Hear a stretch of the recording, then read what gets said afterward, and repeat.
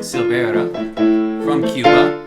Thank you, my friend. This is my buddy, co-worker, the genius that I rely on for so much. And if you haven't heard him play, well, you have now, and you're going to hear more. And we're here today to talk about Latin rhythms, and I'm titling this Latin Rhythms for Gringos 101 here at Steininger Music. Questions that you have, please submit them in the comments section. Also, I'm going to let you know where our links are that you can reach out to us. And we're going to cover a variety of topics. We're going to go all over the place. What it really is a conversation, and Robert's going to be teaching me, and you are going to learn the essence of rhythm in Latin music. So here we go. And what I want to say, Robert, is what we were talking about before. My observation in years of studying music is this term we call the backbeat, which is a rhythm that has an emphasis on the 2 and the 4. We're in 4/4 time. Okay, 1, 2, 3, 4 is incredibly compelling, and I'm not sure that when it really originated, but you can listen to swing music as early as the turn of the last century, 20th century, early 1900s. You've got music with a backbeat. Yeah, I think that goes all the way back to Europe, Vienna, Austria. Now, way back, yeah. I find it interesting if you think about a waltz, 3/4 time. That was the hip, groovy dance music of the day. Okay, so you had to be prepared to get down in 3/4. That's how people used to shake it. Okay. But in 4/4 time, you get this, okay? Great example comes to the top of my head.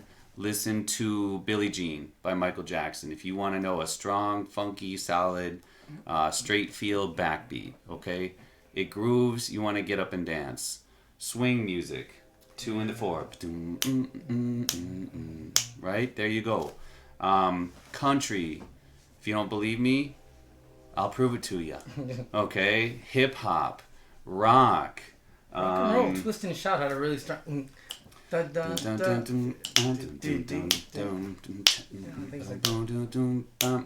So I found myself in a place studying music, and of course I still love backbeat driven on the 2 and 4 type of beats. It's great, but I asked myself,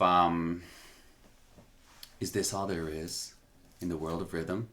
And I thought, well, again, music that makes you want to dance, music that grooves hard, and I wondered maybe 100 years from now, will there be a rhythm more compelling than the 2 and the 4? Like people will just put the rhythm, the emphasis on the first beat, bam, yeah, bam. But see, you don't want to dance to that, right? So one day it hit me upside the head after studying and working in Latin music for a long time. I'm like, oh yeah, this kind of doesn't have a backbeat. Or rather, there probably is a backbone, yeah, which we'll talk about, okay? And is it fair to say, Robert, that there is an entire universe of incredibly potent rhythmic music, which we can broadly call Latin? There's a whole world of this kind of stuff. And it starts mostly with an anticipation. Anticipation. For the uninitiated? Oh, yeah. Music theory. Here's the beat, right? Here's your best friend. Down, 2, 3, 4, and on the top, 2, yeah. 3, 4, and. Okay, so. That's the mystery that people don't understand. It's an anticipation. And for me, I worked my way up through Latin music. Again, we're talking Latin music for Gringos 101. So 10 years ago, I'm not ashamed to say I didn't know the difference between bachata, merengue, salsa. I don't even know if I pronounced them well still. Okay. Did you figure that it was probably all Mexican? But it's not. Oops. It's true. That's what you say. Oh, what part of Mexico are you from? Like, it's kind of true. From Cuba. It is. We see Spanish language. We associate as Americans. We probably Mexican, but again, there's this place called the Caribbean. Okay, right. There's a place called Central South America. It is on the map, by the way. Yes. And it does exist. It's there. And pirates used to travel through there. Yeah, all the time. What?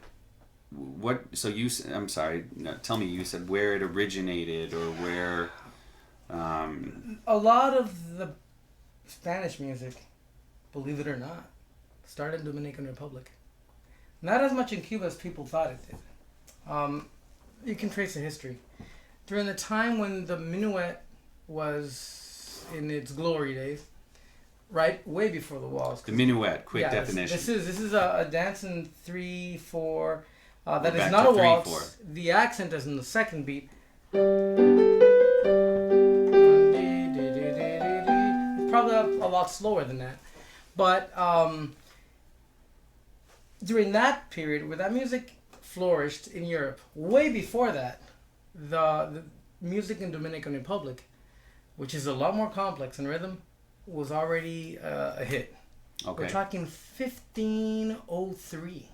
Okay. Way before the minuet and way before the waltz. Okay. So that music was not as in relation to the Cuban music as much on that anticipation. It was mostly like a 12/8 rhythm.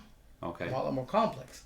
But then eventually it hit Cuba, and they started off with the something known as a danzón, which is an anticipated. Well, it's not anticipated. It's syncopated. Okay. But the habanera, which is older, starts with this. 1, 2, and 3, 4. 1, 2, and 3, 4. 1. I'll stop it there. The Argentines who were in Cuba at the time tried to imitate that rhythm, and it turned into the tango. And now we have this Latin music thing happening. Yeah. Forgive me for interrupting, but Yeah. when Robert played that rhythm, what did I hear in my head? An approximation of tango, because I'm not so well acquainted with the subtle variations in these different genres. Okay.